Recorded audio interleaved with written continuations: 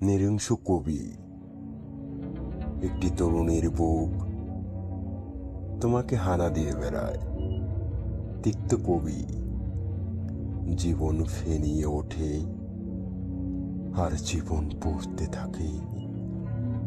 আকাশ নিজেকে বৃষ্টিতে শুষে নেয়। জীবনের হৃদয়ে নখের আঁচড় কাটে তোমার কলম।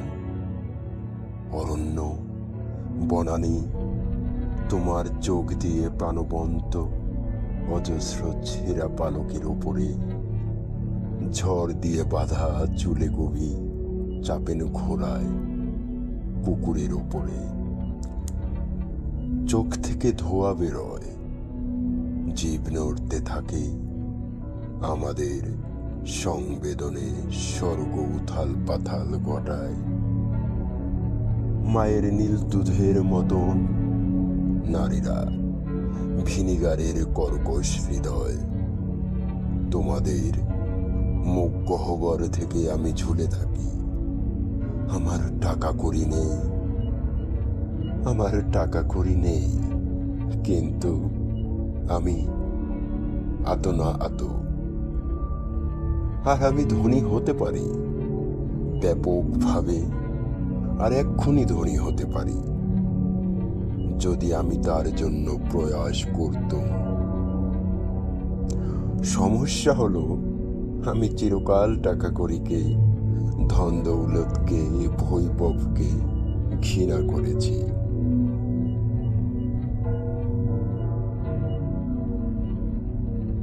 কালো বাগান, এই কালো পাপড়িগুলো ভারতের আকাশের ঘূর্ণাবর্তকে ঘোরাও। ছায়ারা পৃথিবীকে ঢেকে ফেলেছে যা আমাদের সহ্য করে। তোমার নক্ষত্রদের মাঝে চাষের জমিতে পথ খুলে দাও। আমাদের আলোকিত করো, নিয়ে চলো তোমার নিমন্ত্রণ কর্তার কাছে। যাদের সৈন্যবাহিনী নৈশত গতিপথে আমরা রাতের কেন্দ্রের দিকে যেতে চেষ্টা করি। আমি কে? আমি কোথা থেকে এসেছি? আমি আতো না আতো। আর আমি এ কথা বলছি কেননা আমি জানি তা কেমন করে বলতে হয় তাৎক্ষণিকভাবে। তুমি আমার বর্তমান শরীরকে দেখবে, ফেটে গিয়ে বহু টুকরো হয়ে গেছে, আর তাকে আবার গড়ে ফেলবে 10,000 কুখ্যাত পরিপ্রেক্ষিতে এক নতুন শরীর। তখন তুমি আমাকে কখনো ভুলতে পারবে না। স্নায়ু ছন্দ। একজন অভিনেতাকে দেখা হয় যেন স্টফিকের ভেতর দিয়ে।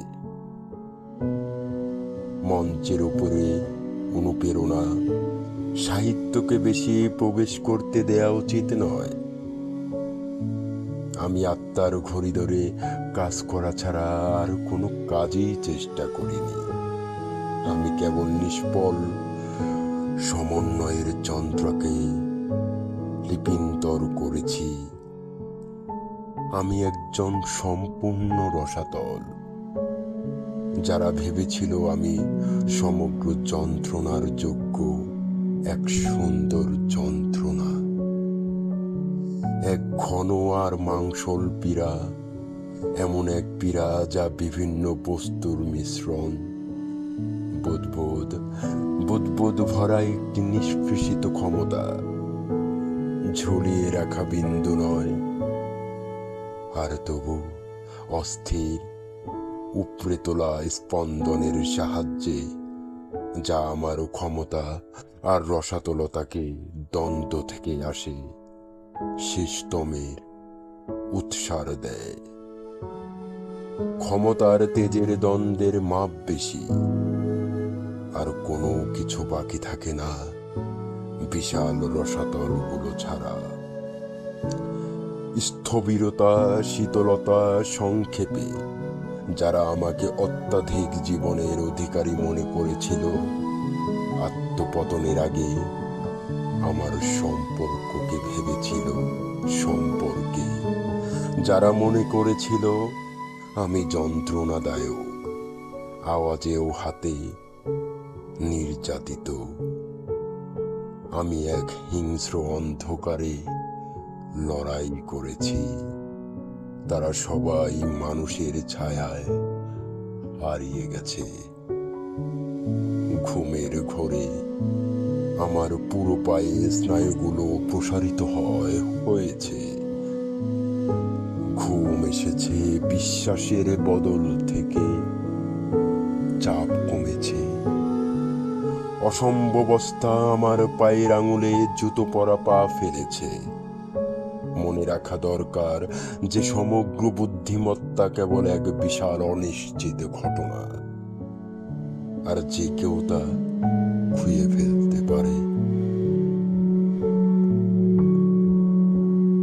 পাগল বা মৃতের মতন নয়, বরং জীবিত মানুষের মতন যে বেঁচে আছে, আর যে অনুভব করে জীবনের আকর্ষণ আর তার অনুপ্রেরণা, তার উপর কাজ করে চলছে। বুদ্ধিমত্তার সুরসুরিয়ার এই প্রতিযোগী পক্ষের আকস্মিক পরিবর্তন, বুদ্ধিমত্তার মাঝপথে শব্দেরা, চিন্তার প্রতিবর্তন প্রক্রিয়ার সম্ভাবনায় একজনের চিন্তাকে হঠাৎ নোংরামিতে পালিয়ে যায়, পাল্টিয়ে দেয়।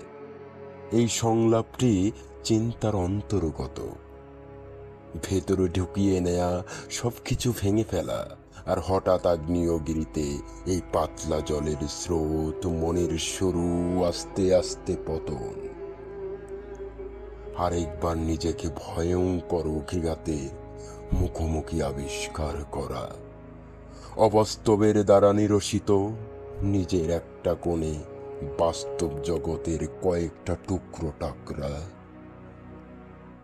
আমি একমাত্র মানুষ যে এর পরিমাপ করতে পারে।